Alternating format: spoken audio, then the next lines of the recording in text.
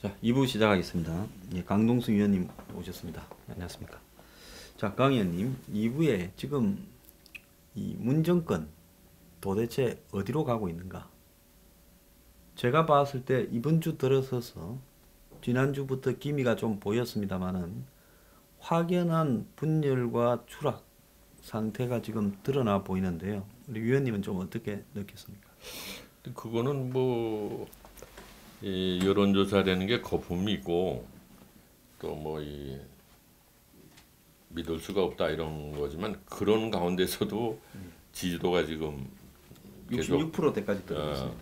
하향 곡선을 그리고 있는데 아마 더 떨어질 것 같아요. 왜냐하면 이번에도 뭐 저 헌재 소장 후보 부결된 거 가지고 뭐 정부 여당이 상당히 흥분을 하고 그러는데 그 소장님 저 우리가 인생을 살면서 화를 내 가지고 좋은 결정을 내린 적이 없습니다. 옛날에 보면 분노로 박근혜 대통령이 유명했죠. 예. 뭐 자기 새누리당 안의 행태에 대해서도 분노를 하고 또 뭐 야당에 대해서도 분노를 하고 분노하면 뭐 박근혜 대통령이 유명했는데 근데 뭐 박근혜 대통령이 지금 한번 현재 처지를 한번 보십시오. 그러니까 뭐든지 합리적이고 이성적으로 판단을 내면은 이게 화를 내면 안 돼요. 예. 화를 내면은 오판을 하게 되는 겁니다. 그래서 아마 지금 이 정권이 가는 거 보면은 넉 달 만에 흔들리기 시작한 거예요. 예? 이게 사실 보세요. 투표자의 41% 지지로 됐지만은 전체 유권자에는 32%밖에 표를 확보 못한 겁니다. 근데 마치 90%의 지지를 얻은 것 같이 독주를 하고 자기네들이 뭐 가장 정의스러운 것 같이 하다가 아니 그 말이 됩니까? 국민의당을 갖다 형제당이라니 야당인데 형제당이라고 그러고 왜 너희들이 말이야 호남 민심이 있는데 마음대로 우리 쫓아오지 않고 뭐 독자 노선을 걷느냐 이건 좀 이상한 사람들 아니에요? 무슨 공산당입니까? 옛날에 보면 공산당들이 보면 일당 독재한다 소리 듣기 싫어가 옆에 이상한 위성정당 만들어서 형제당이니 무슨 그래서 이제 이 사람들이 넉 달 만에 너무 일찍 이제 뭐 어떤 이게 내리막길을 가지 않겠는가 이게 그게 걱정이 됩니다. 왜냐하면 우리가 아주 그 가감 없이 얘기하면 박근혜 정부도 그렇고 문재인 정부도 그렇고 어느 정권의 실패는 국가의 실패입니다. 지나간 시간을 보상받을 수는 없잖아요. 그 문재인 정부가 정말 잘해줘가지고 이 나라가 위기에서 벗어나기를 모든 사람이 바라는데 이 사람은 뭐 그냥 흥분 들어오고 말이야 대통령이나 여당 대표가 흥분 들어오고 뭐 막말을 막 써가면서 이런 거를 보면 걱정이 되는 거죠. 저는 민병도 의원이 국회에서 그 지난번에 이제 김희수 부결되고 난 직후에 그저께죠. 이낙연 총리한테 MB나 홍준표나 그 다음에 그 최경환이 조사할 필요가 있지 않냐니까 필요하다면 하겠다. 그 짜고 치는 거지 안 짜면 그런 게 나오겠습니까? 그럼요. 그 질문하라고 얘기하고 답변은. 예. 그렇게 하는 거를 보고요. 당신들이 원하는 민주화의 본질은 수준이 저것밖에 안 되는가? 그거는 검찰이 알아서 할 부분이지. 국회에서 총리 불러다가 여당 의원이 수사를 촉구하고 총리가 하겠다고 하고 그럼 그 옆에 듣고 앉아있는 자유한국당 의원들이나 야당 의원들을 보고 야, 까불면 다 보내버리겠어 하고 협박하는 거 아닙니까? 그렇죠. 그뿐만 아니라 강원랜드예요. 무슨 뭐 1000여 명이 부정청탁으로 들어왔다. 근데 지금 한국당 의원들이 하나씩 공개되고 있어요. 그러면 1000명 부정청탁한 사람 찾으면 지난 9년간에 들어온 놈들은 전부 지금 이 야권이 힘이 있을 때 해준 거 아니겠습니까? 예, 그렇죠. 그럼 거기에서 또 수십 명 코를 끼고 카이에서 몇 놈 끼고 이런 식으로 공기업마다 다 뒤져서 백으로 들어온 놈 찾아서 어느 놈이 들어왔는가 해서 불러 제끼겠다. 이제 이거 뭡니까 이거? 아니 그러면 9년 이전 것도 해야지. 예? 그러면 시효를 없애고 이전 것도 해야 되는 거 아니겠습니까? 예, 그럼 이전 것도 하고 뭐 아무개 아들도 꼭 같이 다뤄야 될 거 아니야. 지금 뭐 아무개 아들이 아니 뭐 문 대통령 아들, 문 대통령 아들도 그걸 섣불리 잘못 꺼냈다가 지금 꼼짝도 못 하는데 그것도 해야지. 균형이 맞고 국민이 볼 때 정정당당할 거 아니야, 그게. 근데 지금 야당이라는 놈들은 내일 때는 비하를 할 때는 놈이라는 표현을 쓰는데 그 말 한마디도 못하는 놈들입니다.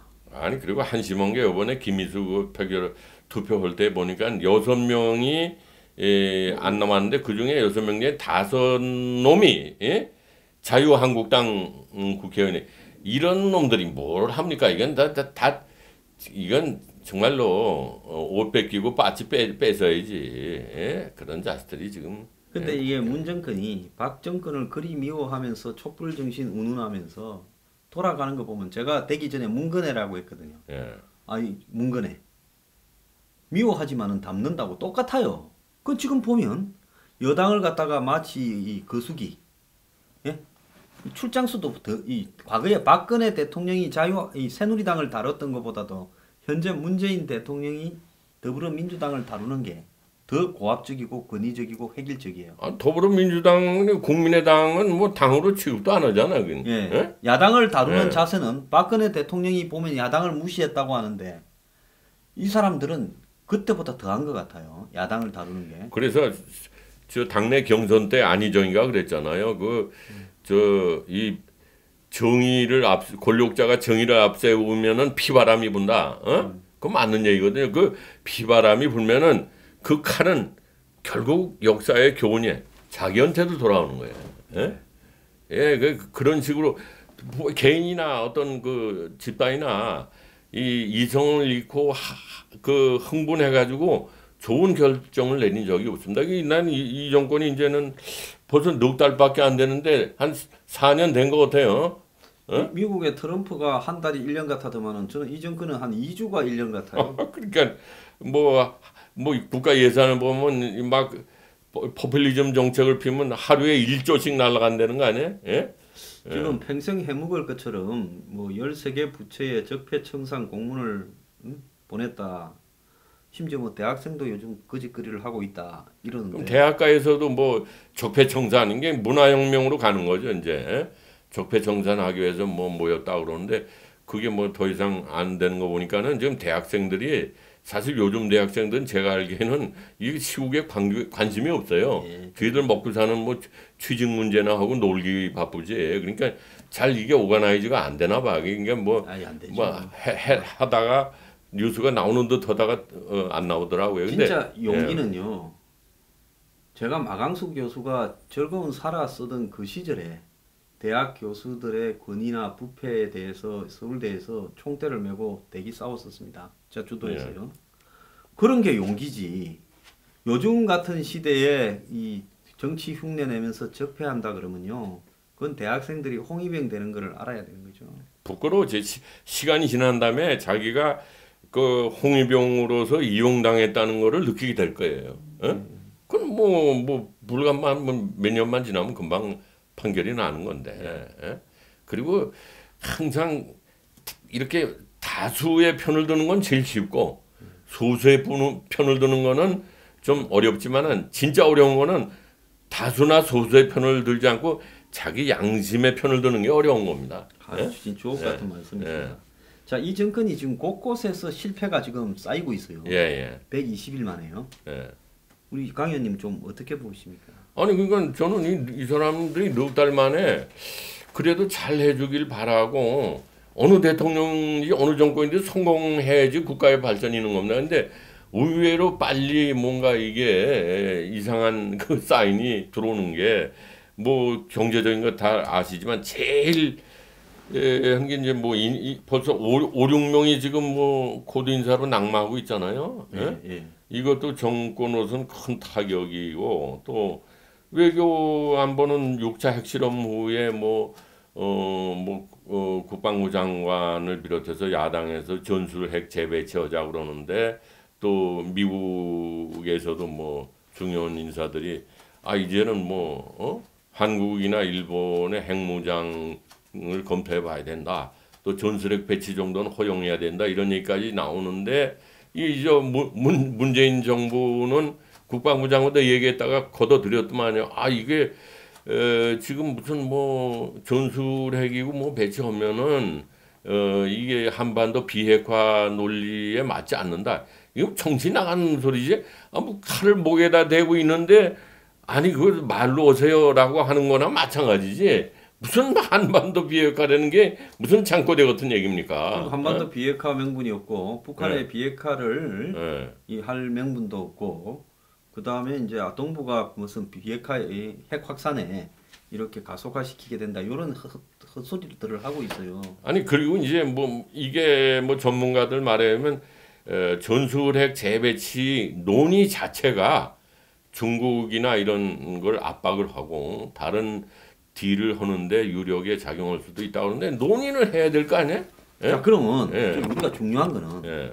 이 사람들은 강 의원님 제가 한번 여쭤보겠습니다. 나도 궁금한 부분인데 비핵화를 대화를 통해서 할 수 있다고 생각하고 있을까요? 안 그러면 비핵화 안 된다는 걸 알고 북한이 결국은 핵을 가진 채 아니, 동격이라는 명분으로 이 사람들도 딜치라고 그럴까요? 바보는 아니니까 안 된다는 건 알고 있습니다. 예. 그런데 이제 만약에 지금은 전쟁보다도 전 뭐 전문가는 아니지만 전쟁보다도 나중에 북미 회담을 통해서 평화 협정으로 중국과 협의해서 갈 가능성이 많다고 볼 때 그때 가서 아 우리가 뭐라고 그랬냐 평화 협정 전쟁 안 된다고 그랬지 않냐 이렇게 저들이 말이야 그 주장하려고 그러는데 이거 한심한 사람들이야. 저하고 그런 예? 생각이 같은데 예. 강 의원님 보시는 관점이요. 그런데 여기서 중요한 거는 그럼 북미 간에 중국 중재로 대화를 할 때 평화협정에서는 핵을 동결하고 하지 북한이 푸틴이 그랬잖아요. 풀을 먹어도 핵 포기 안 한다고. 예, 안 오죠. 그러면 북한의 핵을 인정해주고 마무리될 거라는 걸 그럼 이 사람들이 알면서 한편으로는 전시작전권 이양 환수를 이야기하잖아요. 그러면 이 사람들은 나중에 핵 동결한 채로 북한이 핵을 가지고 있는 채로 몇 개만 없애고 한 20개는 갖고 있는다. 뭐 ICBM만 미국 상대로 없앤다. 이런 쇼만 하고 핵을 인정한 채로 미군을 뺄 거를 알고 북한을 위해서 전시작전권 이양을 이야기하고 한미연합 군사훈련도 좀 축소해야 되는 거 아니냐라는 이야기도 하고 또 더 나아가서 나중을 위해서 베를린 선언이란 걸 해서 평화협정으로 마무리 지을 수 있다고 이야기를 하고 미국은 나서지 마라 우리가 나서겠다 그러고 전쟁 반대를 이야기하고 그런 걸까요? 그 뭐 제 짧은 머리로는 이 사람들은 우리하고 아주 엉뚱한 발상을 하고 있는지도 몰라요. 예를 들어서 이게 주한미군 철수 내지는 있다 하더라도 뭐 평화유지군 이렇게 뭐로 남겨두고 남북이 전쟁 없이 이제 상호 교류하고 뭐 이렇게 뭐 개헌이라는 이름으로 내년 6월에 이제 무슨 저 연방제 비슷하게 가고 그러는 경우에는 우리가 젊은 애들 얘기하는 거죠. 우리가 핵도 가지고 있고 사실상 뭐 전쟁 없는 남북 교류를 하면은 개성공단 같은 거 많이 만들어서 말이야. 짐 로저스가 얘기하는 것이 정말 그 강대국가로 갈 수 있지 않냐 이런 환상에 빠져있는지 모르는데 주한미군이 무력화되고 사실상 뭐 철수하든지 여기 뭐 다른 이름으로 잔류하는 경우에는 한국 경제는 폭삭합니다. 누가 여기다 투자를 합니까? 다 빠지게 다 빠지죠. 개성공단에 외국 회사가 하나도 안 들어가는 이유가 그거는 북한이라는 어떤 정권을 놓고 봤을 때 비즈니스의 대상이 되지 못한다고 판단한 거 아니겠습니까? 근데 이번에 문 대통령이 북한이 핵실험을 한 와중에도 푸틴을 만나가지고 형식적으로 원유 금지 이야기를 하면서 뒤로는 나진 하산의 공동적인 공단을 조성하고 남북러 가스관을 이야기를 하고 삐까 번쩍하게 북한하고 가스, 철로, 전기 연결하는 거 뭐 스마트 그리드인가요? 이렇게가 할라 했는데 핵실험을 하니까 일부는 감추고 일부만 공개를 했는데도 퍼주려고 러시아하고 퍼주는 쇼를 한 거예요. 그렇게 본다면 이 사람들은 강 의원님 말씀대로 결국은 이 미국의 영향력을 한반도에서 줄이고 그리고 중국과 북한과의 어떤 이 관계에서 그들이 우위를 갖도록 만들면서 그 속에서 자기들이 어떻게 이렇게 적당히 하겠다 이 생각을 확실하게 가지고 있는 거 아닙니까? 저는 그런 생각을 가지고 있다고 생각을 합니다. 그래서 이 사람들이 이렇게 급하게 독주하고 드라이브를 거는 거는 내년 6월에 오래 끌면은 이제 이 포퓰리즘 경제 정책의 어음이 돌아오면은 시끄러워지니까 그 이전에 내년 6월에 지방선거 올 때 자기네들 입으로 그러잖아요. 국회가 합의 못하면은 합의 못할 겁니다. 국회가. 그러면 정부가 뭐 개헌안을 내놓겠다 하는 거는 연방제 개헌 비슷하게 예를 들어서 뭐 안보 국방 통일 이런 거는 뭐 중앙 정부가 한다고 그러지만 지방 정부는 뭐 교류를 갖다 할 수 있는 외국과 교류할 수 있는 북한을 포함해서 그런 그 권한을 갖다 대폭 이양을 해서 개성공단 같은 거 마음대로 만들게 막 그렇게 하고 또 뭐 이거 선거제도도 소선거구제를 그전부터 있던 얘기 아니야. 이건 뭐 사표가 많으니까는 중대선거구제로 바꾸고 그러면 진보 쪽이 유리하고 그렇게 가면은 사실상 연방제 비슷하게 가는 것이 아니냐. 그럼 국민적인 저항이 있을 것이다. 뭐 있겠지만은 지금 태극기 부대가 무슨 노인네들이 뭐 그 정치 세력화되는 것도 아니고 야당들 지금 다 약점을 색출해서 꼼짝 못하게 만들겠다는 거 아니에요. 그게 아주 상당히 우리가 상상할 수 없는 위기 상황으로 몰고 갈 수 있는 거 아니냐. 이거 오래 끌면은 저희들이 그 하루에 1조씩 국가 재정이 필요한 포퓰리즘 정책이 이제 다 드러나는 거죠. 이게 몰려오기 전에 내년 6월에 그냥 세든 사람이 문패를 바꿔버리겠다는 거죠. 문패를. 그렇다면 국민이나 예. 이 언론들이 너네들이 그러면 비핵화를 이룰 방안을 밝혀라. 밝히지 못한다면 너네들이 말하는 것은 북한을 돕기 위한 방법밖에 더 되는 거냐라고 일제히 공격을 해야 되는 거 아닙니까? 해야죠. 예. 그게 이제 국민들이 적어도 전술핵 문제는 미국에 물론 이제 뭐 독자적으로 핵 개발하는 건 NTP 문제도 있고 간단한 문제가 아니지만 사실 그러나 그 주장도 지금 나와야 되는 겁니다. NTP 그건 나와야죠. 당연히 같이 나와야죠. 나오고 그 우리가 4.19 때 그 한일 4.19 6.3 데모 때 말이죠. 한일회담 반대하고 그럴 때 데모 때 한일회담을 반대하는 6.3 데모가 있었기 때문에 제일 청구권을 더 받아낼 수 있었던 거예요. 그러니까 지금도 어떤 결과에 될지 모르지만 NTP 탈퇴도 하고 독자 핵개발 주장도 나오고 또 전술핵 주장도 나오고 이렇게 하면서 우리가 목에 단 칼을 대응할 수 있는 우리 칼을 또 만들어야 되지. 저거는 말입니다. 이미 갖다 놓은 사드를 배치하지 못하도록 예. 저거 좌파 똘마니들 시켜가 성주 소성리에서 검문소를 설치해가 군경을 검문하도록 몇 달간 방치했던 거 아닙니까? 네, 방치한 거죠. 사주라고 보십니까? 사주가 아니라고 보십니까? 사주죠.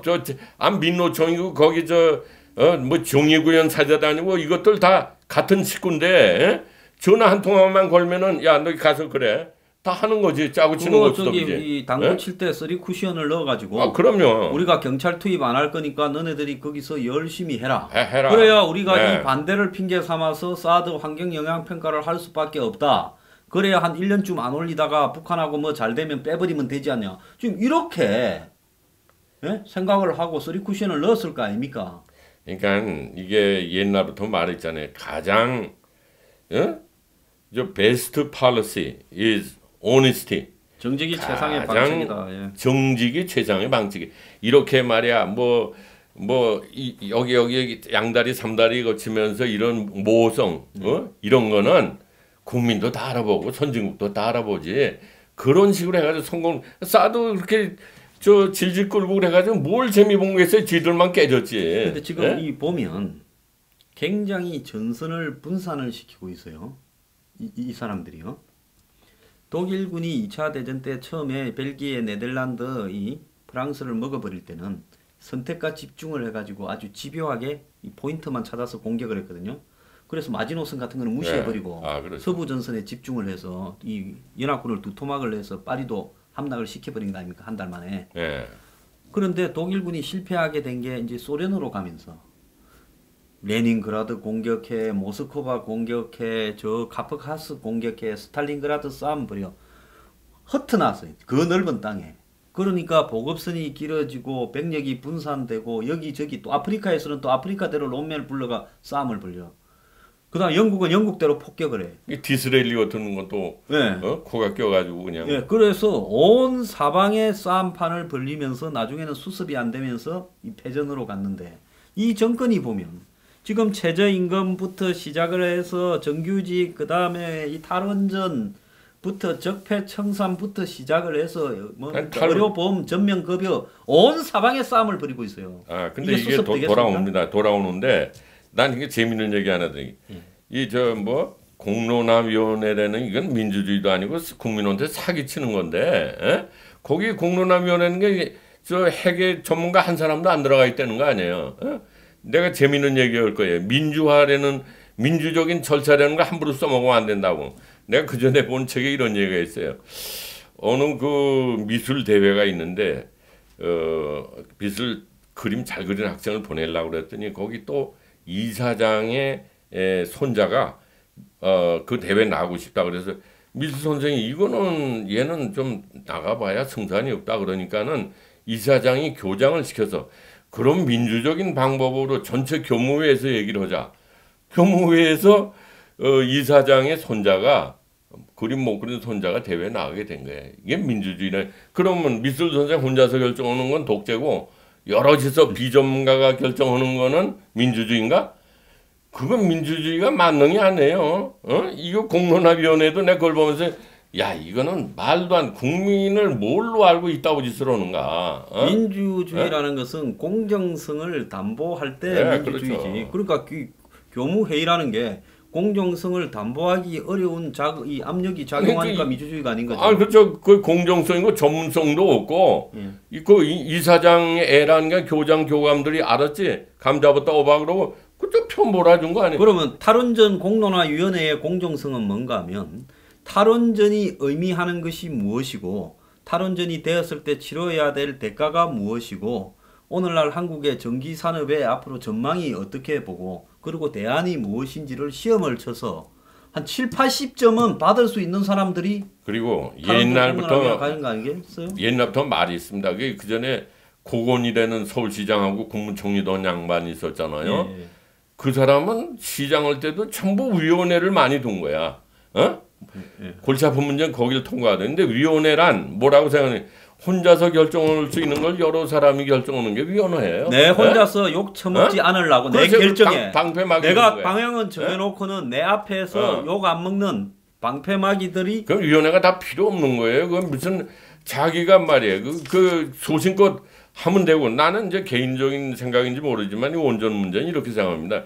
물론 유럽의 독일이나 프랑스의 그런 유럽의 어떤 원전에 대한 큰 흐름은 가급적이면 시간을 두고 줄여나가자. 그리고 대체 에너지로 하자 하는 그런 큰 흐름은 있으나 우리도 그런 거를 뭐 큰 흐름에서 그 정책적으로 수용하는 건 좋은데 그러나 이 산업 구조나 뭐 에너지 정책과 이걸 봐서 중장기적으로 단계적으로 해야 되는 거지.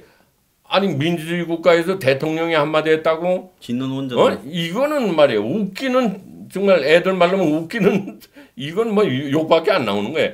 여기 뭐 또 공론화위원회는 뭐고 말이죠. 이게 아까 저 미술대회 나간 학생을 전체 저 뭐 선생들이 뽑자는 거나 마찬가지. 이건 말도 안 되는 짓을 하는 거예요, 이게.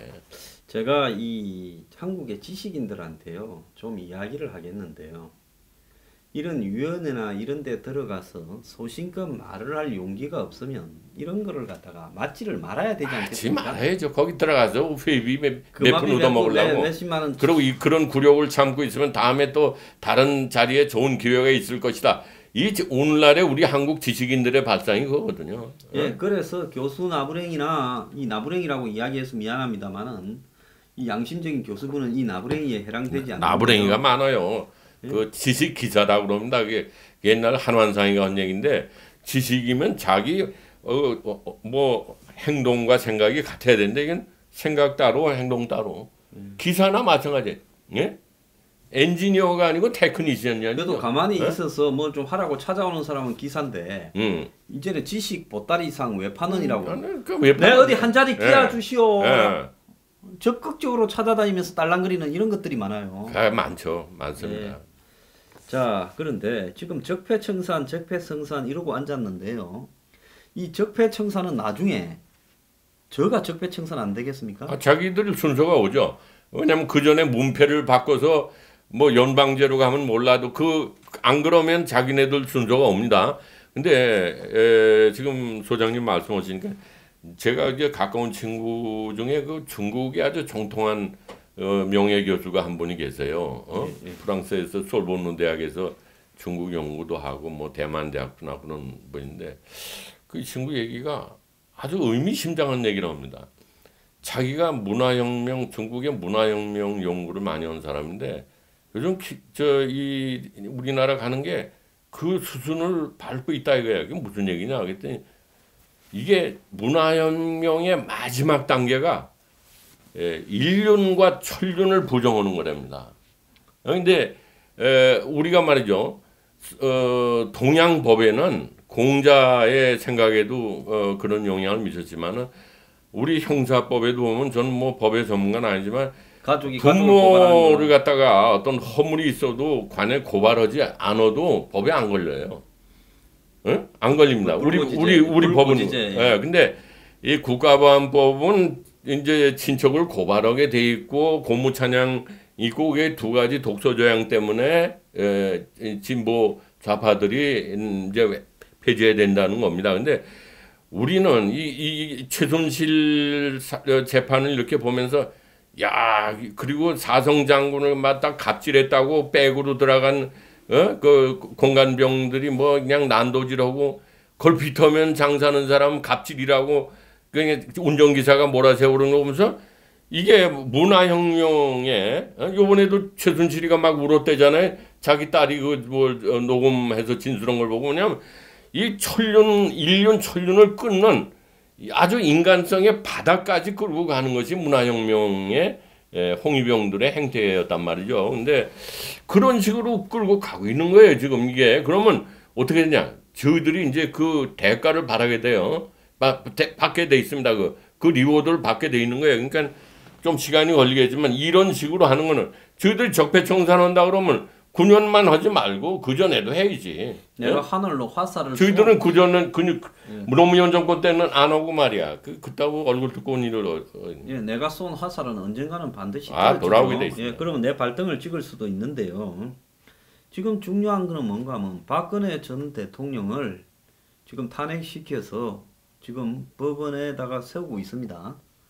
그러면서 이제 이 구속 기간이 만료되면 추가적으로 기소를 해서 또 연장을 하겠다 이러는데 제발 그렇게 하세요. 근데 이제 문제는 뭔가 하면 이 처벌과 도덕의 기준이 옛날에 왕조 사상이 좀 남아 있어서 한국에는 대통령이 한 모든 것은 통치적 차원이라 해서 다 봐줬잖아요. 그런 게 또 있죠. 전두환 노태우 전 대통령도 사면시켜줬고.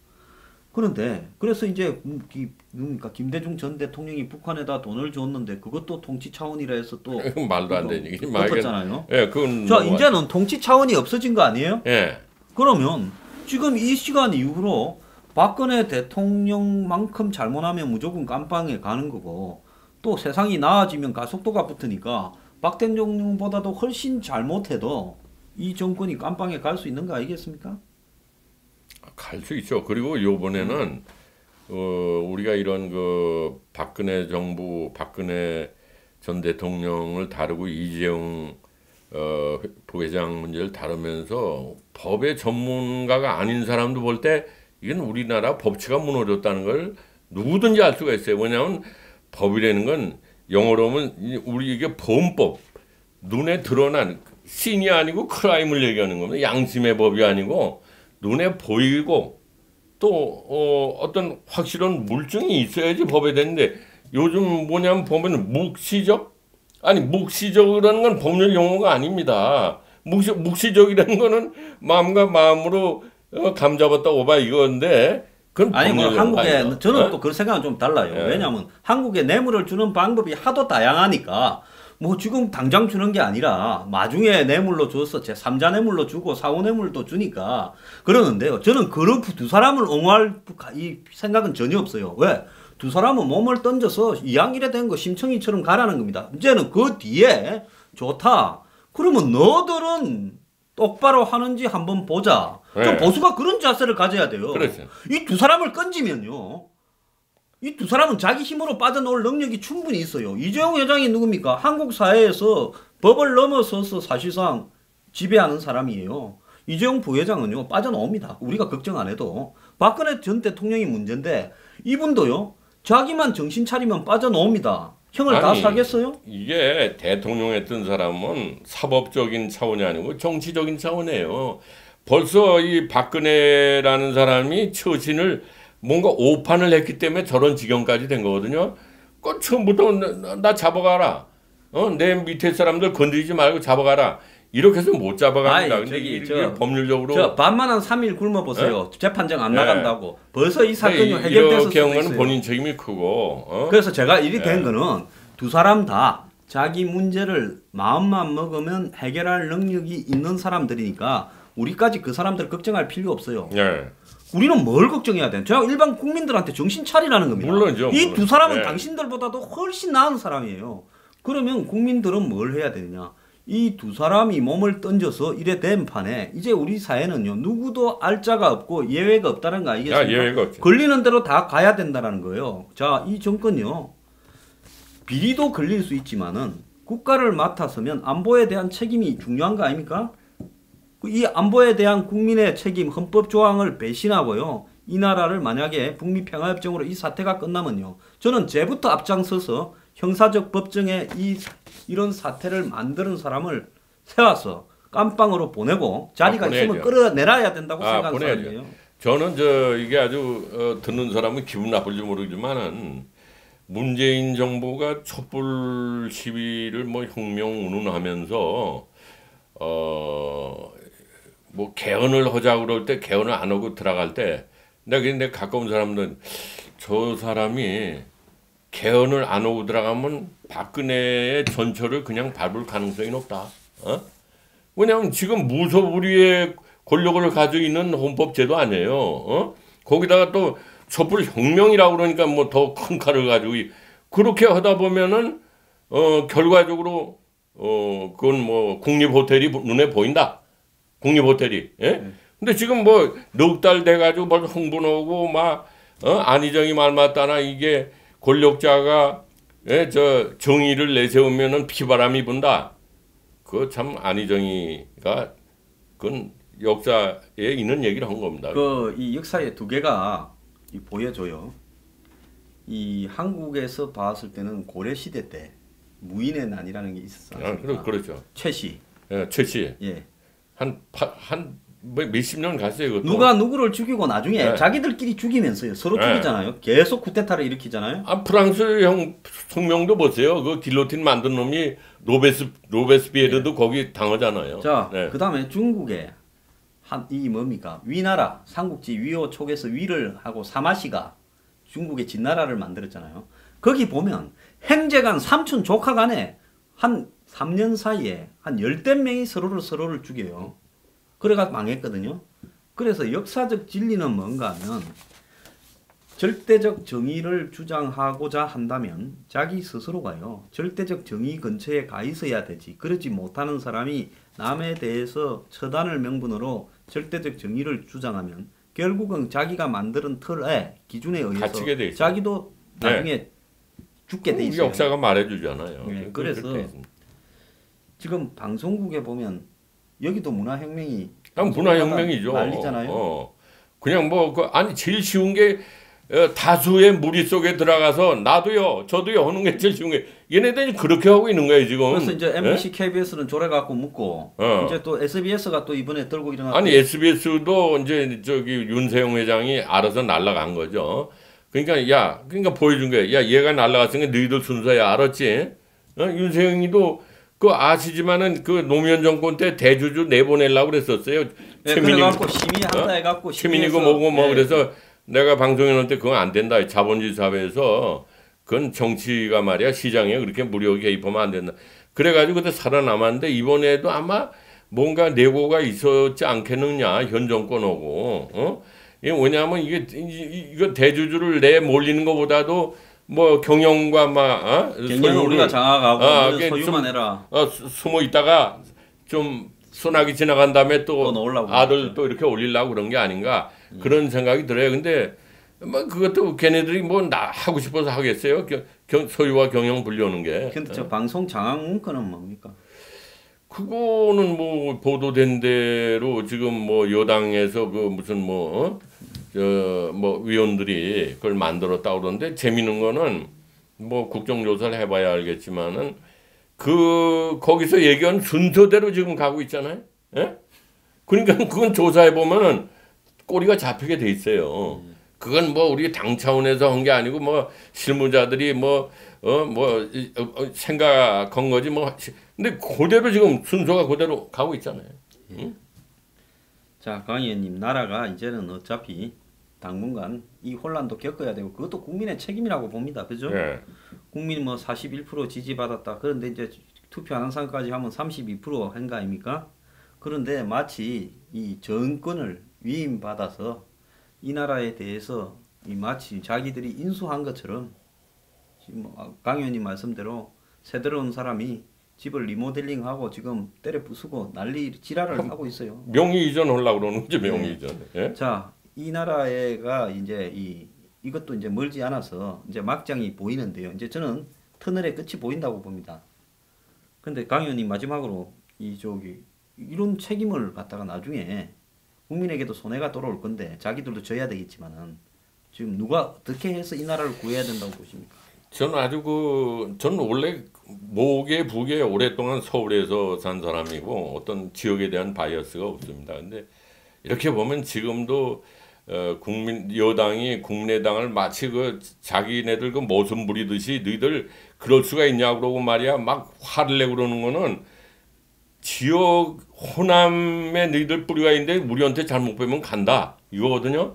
지금도 이게 제일 그 정치의 변수는 영남이냐 호남이냐 이런 그 지역의 메커니즘이 제일 큽니다. 매우 후진적인 부끄러운 현상이지만 이게 현실이라고요. 근데 영남은 내가 볼 땐 난 다 망가지고 앞으로도 저 합치기 어렵다고 봐요. 그 정신 못 차리고 있고 또 이 영남 사람들도 뭐 여태까지 대통령은 우리 쪽에서만 나오는 것이 당연하다 이런 착각을 가지고 부패스럽게 안역에 살다가 이렇게 보수의 본고장이 된 게 다 망가졌는데 난 호남 분들이라고 말하면 또 오해하시겠지만 햇볕 정책을 지지했던 세력이 이 나라가 공산화되는 저지하는 세력으로 해야지 이 나라가 좀 희망이 있지 않겠냐. 무슨 얘기냐면 이거 내년 6월에 막 어음 돌아오기 전에 이제 문패를 바꾸고 연방제 뭐 이렇게 서둘러서 갈라고 그러는 거로 보이는데 에? 그럴 때는 호남 분들이 햇볕 정책 지지했던 분들이 극히 일부만 막 종북 성향이 있지 대부분 보수 성향에 있는 분들이고 영호남 갈등 때문에 그렇게 이제 지역으로 뭉쳤었는데 이제는 이분들이 이게 공산화 저지하는 세력으로 가지 않으면은 나라가 희망이 없지 않냐 그런 불길한 생각을 듭니다. 이게 임진왜란때 이순신 장군이 뭐라고 그랬습니까? 약무호남 시무국가 그랬어요. 호남이 없으면은 조선은 없다. 네, 그때 호남이 이 옥토 곡창지대. 근데 저는 이제 끝으로 이런 의미. 약무국가 시무호남. 그럼 국가가 없으면 호남도 없다. 국가가 자유민주주의 체제가 망가지는 김정은이 시진핑의 영향력 안에 들어간다면은 국가가 그러면 호남 영남도 없어지는 거예요. 무슨 지금 우리가 언론의 자유고 무슨 뭐 이런 게 있으니까 떠들고 말이야 우리끼리 뭉쳐서 해보자 그러지. 그거 안 되는 겁니다. 난 그 말을 이 햇볕 정책을 지지한 분들한테 양식 있는 분들한테 이 나라를 정말 애국심을 가지고 끌려가지 마시고 이 주사파 전대협 애들이 장난치는데 맹목적으로 끌려가지 마시고 결정적인 순간에는 이 나라를 구할 분들이 호남밖에 없다. 나라가 없으면 영호남도 없는 거예요. 나라라는 건 자유민주주의 체제를 말하는 겁니다. 네. 예, 시청자 여러분, 비핵화란 말은 우리만 핵을 가지지 말자라는 말이고 평화협정이라는 것은 이 평화협정을 통해서 한국의 이 평화가 없어지는 걸 이야기하는 겁니다. 그러니까 말이 항상 그대로 이 실제 깊은 내용을 담지 못하고 있는데요. 문재인 정권이 지금 어지간히 했고 어지간히 왔습니다. 예, 이제 어지간히 끝이 왔어요. 보이고 다 있는데 보여줄 거 다 보여줄 우리가 앞으로 끝이 어떻게 될 건지 명확하게 이야기하겠습니다. 오늘 강 의원님 네. 감사합니다. 네.